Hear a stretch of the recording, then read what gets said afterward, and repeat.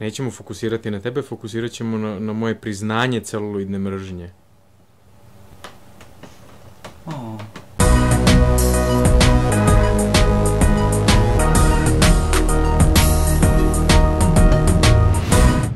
Ćao svima, ovo je novi klip koji se zove Lunijeva preporuka i ovde sam da vam nešto preporučim. Čudo. U svakom slučaju, za danas jedan strip. Kruniću, da li si siguran da tvoje spodoba od tarantule neće da iskoči odavde i da me ujede? Siguran sam da neće zato što je nahranjena jutros. Da, zapravo postoji tarantula iza Lunija. Odvratno. Sticajem okolnosti. Pravit ćemo se da ne postoji. U svakom slučaju, ono što sam hteo da vam reklamiram...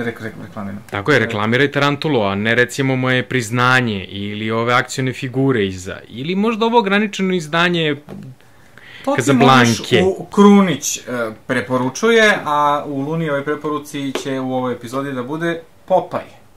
Ukoliko ne znate ko je Popaj, onda ste živjeli u buretu verovatno ceo svoj život. Ukoliko znate ko je Popaj, onda možda ne znate da postoji strip.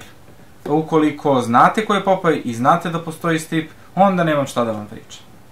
Izašao je za izdavačku kuću Komiko Popaj, knjiga prva od 1928. do 1930. godine. Ovo su sabrana dela u stvari gospodina Sigara, tako se zvao ovaj strip crtač koji je crtao Popaja.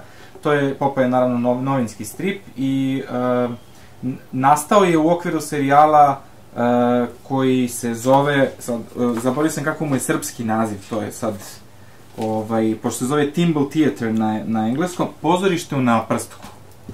Dakle, postoje taj strip Pozorište u naprstku, gde su u stvari glavni junaci bili Oliva i njen rođeni brat.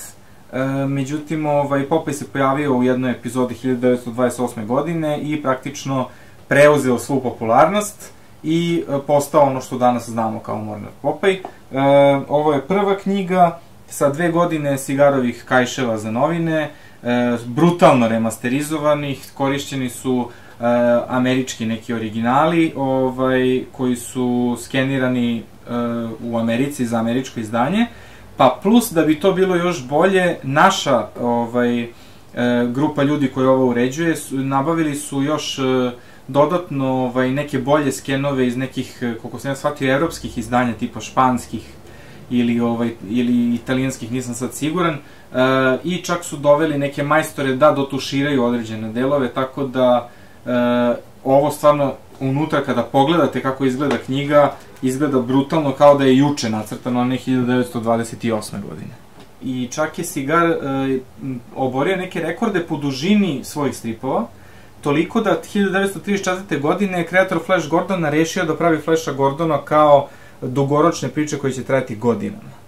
Tako da ovaj strip je napravio određeni pomak u samoj istoriji stripa. Dakle, ovo je prva od 6 knjiga koji će izaći od 1928. do 1938. kada je Sigar umro, tako da imate kompletna njegova dela dalje u budućnosti. Cena je sitnica, za ovakvu knjigu stvarno se isplati, ja mislim da je negde oko 1600 dinara, nemojte da me držite za reč.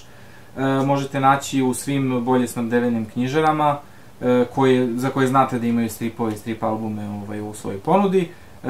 Naravno i u striparnicama tipa Alan Ford i Darkwood. Tako da, to je što se tiče Beograda, naravno Niša i Novog Sada. Sad svi ostali gradovi moraju da se snađu, kako znaju, umeju, ne znam gde imaju da se kupe stripova, pretpostavljam da svuda postoji neki Vulkan ili tako nešto gde to može da se kupi. Tako da, eto, preporuka od srca. 2 srpske reči za vas: share i subscribe.